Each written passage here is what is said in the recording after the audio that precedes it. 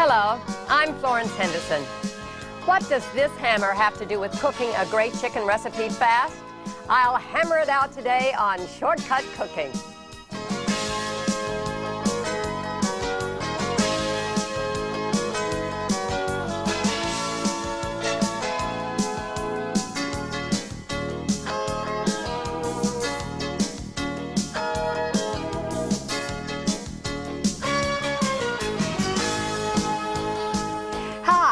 Thanks so much for joining me today on Shortcut Cooking. One of the basics of shortcut cooking is that smaller and thinner food cooks more quickly than large pieces. So if you want to get a meal on the table fast, use smaller pieces, especially when it comes to a meat recipe, which often requires the most cooking time. Now, many quick recipes call for meat to be pounded thinner with a meat mallet, but come on, how many people out there have a meat mallet? I certainly don't. Well, a clean hammer is a great substitute for a meat mallet. Just be sure to cover the meat first with strong plastic wrap, or place it in a heavy-duty plastic bag, which is what I like to do. And then pound gently, but firmly, just pound away to tenderize the meat and create a thin cutlet. Now, as you'll see in today's show, thin cutlets will cook very quickly. And by using the plastic bag, the added time saver is that you won't have to clean a dirty cutting board or a counter. So there. Now, another hammer trick, you'll love this one. Chocolate will break or chop up more quickly if it's placed in the freezer until it's cold. And you can break it up quickly and easily by using, again, your hammer.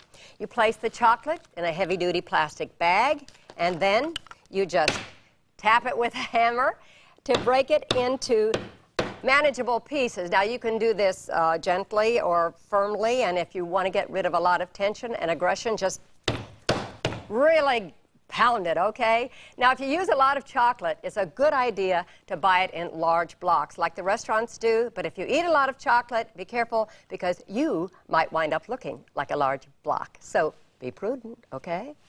Now, I'm going to give you another entertaining household hint, all right? Believe it or not, a hammer is also a great tool for preparing some flower arrangements, which you might want to have if you have company coming.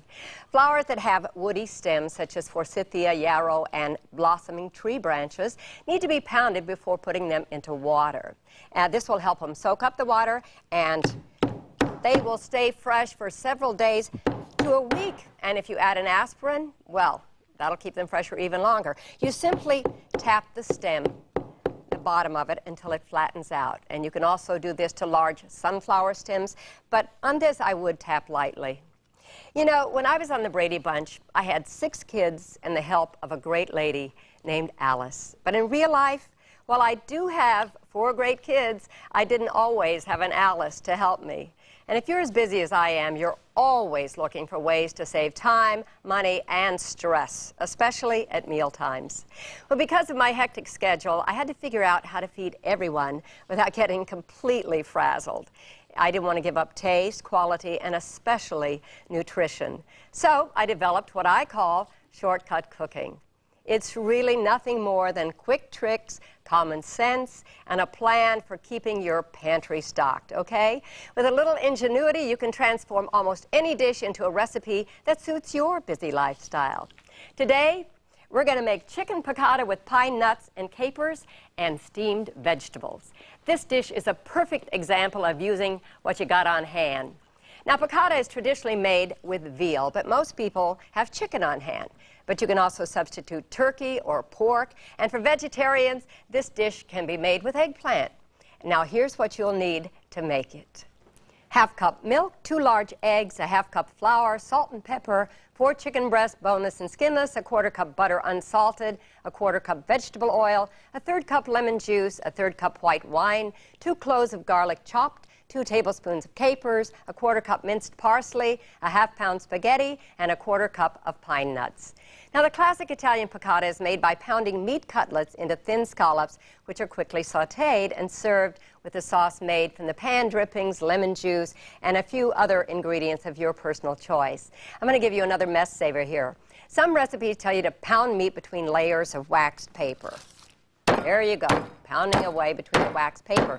But what you don't know, often bits of the wax paper stick to the meat. You don't want to be eating that. Instead, I would suggest that you use the plastic bag as we did before. I love capers, and capers usually come in a little jar packed in brine and salt.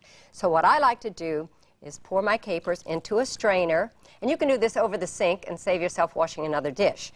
And then I take water and I rinse the capers and get rid of all that salt and brine.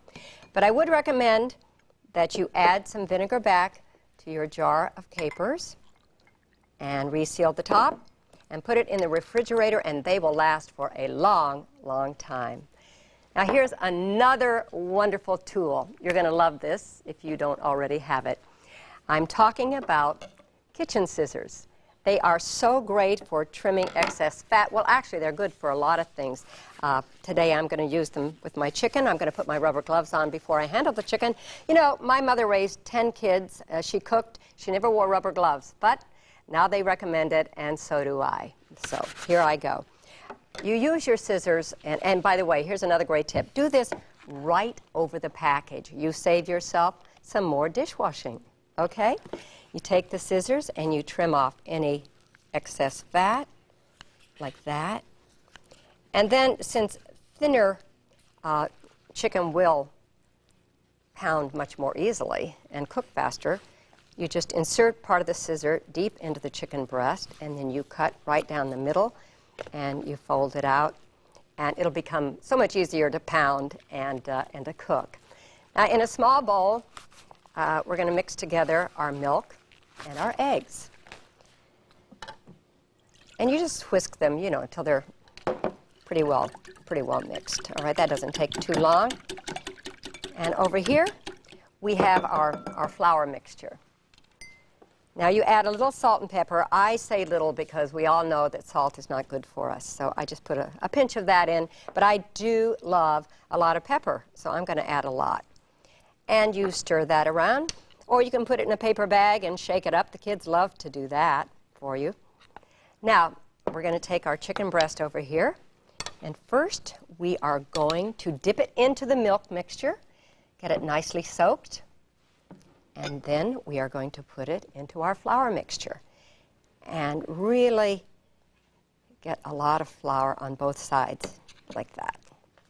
All right, and then you will shake off any excess, and you will add them to a large, shallow skillet over medium-high heat. Now, I've already added 2 tablespoons of the butter and the vegetable oil.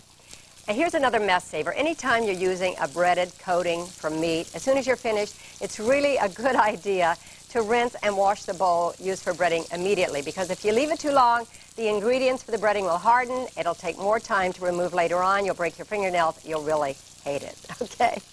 All right, now you cook this chicken until it's no longer pink on the inside, and that usually takes about 4 minutes on each side. I would also recommend that you use a pan with low sides, because high sides cause food to steam instead of saute, and they become mushy. That's also why you shouldn't cover it with a lid. Okay, assuming we have cooked this about 4 minutes on each side, we will take the chicken breast from the pan and place it on paper towels to remove any excess fat. Now you reduce the heat to medium-low, and then you add the remaining butter, 2 tablespoons. We add our lemon juice. Oh, don't you love the way that tastes? See, I sing for a living, so I love to inhale this steam. It really clears up the voice. Oh! Do you like to sing in the kitchen? I do. Okay. We add our wine, our garlic,